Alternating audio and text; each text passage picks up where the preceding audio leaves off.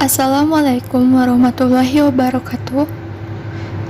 Berikut adalah video materi pembelajaran Sistem dan Dinamika Demokrasi Pancasila oleh kelompok 6 kelas 11 IPS 1. Apa itu demokrasi?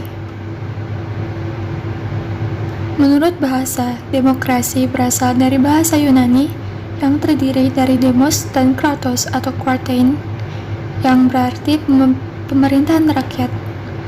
Demokrasi merupakan sebuah bentuk pemerintahan yang seluruh rakyatnya memiliki kesetaraan hak dalam keputusan yang dapat mempengaruhi kehidupan warga negara. Seperti pada asasnya demokrasi, yaitu sesuatu yang berasal dari rakyat, oleh rakyat, dan untuk rakyat. Klasifikasi demokrasi.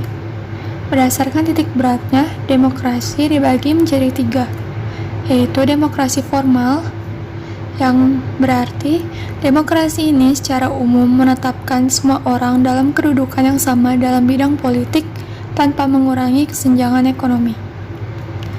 Yang kedua adalah demokrasi material.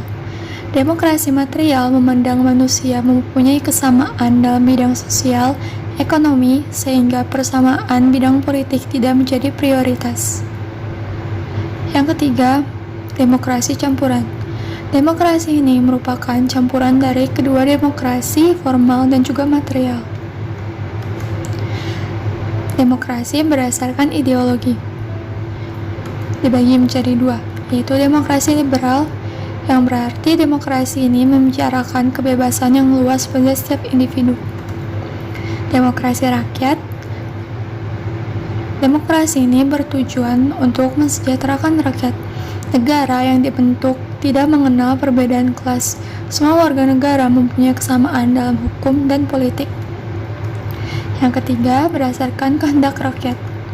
Dibagi menjadi demokrasi langsung dan demokrasi tidak langsung. Demokrasi langsung berarti rakyat langsung diikutsertakan dalam proses pengambilan keputusan untuk menjalankan kebijakan pemerintah. Demokrasi tidak langsung merupakan demokrasi yang dijalankan oleh rakyat melalui wakil rakyat yang dipilih melalui pemilu. Demokrasi Pancasila adalah sebuah demokrasi yang dianut oleh Indonesia di masa lalu. Konsep pemahaman demokrasi ini tentu saja berasal dari falsafah hidup negara Indonesia, yakni Pancasila.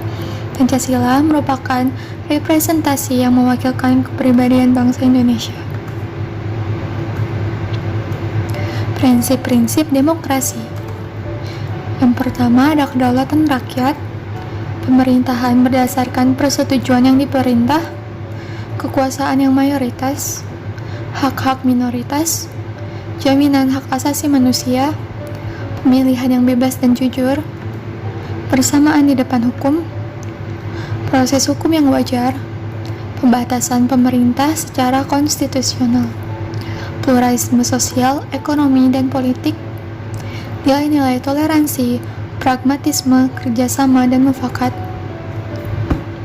Demokrasi di Indonesia dibagi menjadi 4 periode. Pada tahun 1945 sampai 1959, demokrasi parlementer. Kemudian, demokrasi terpimpin berlangsung pada tahun 1959 sampai 1965. Yang ketiga, demokrasi Pancasila pada Orde Baru, tahun 1966 sampai 1998. Yang terakhir, hingga saat ini, yaitu demokrasi Pancasila pada Orde Reformasi.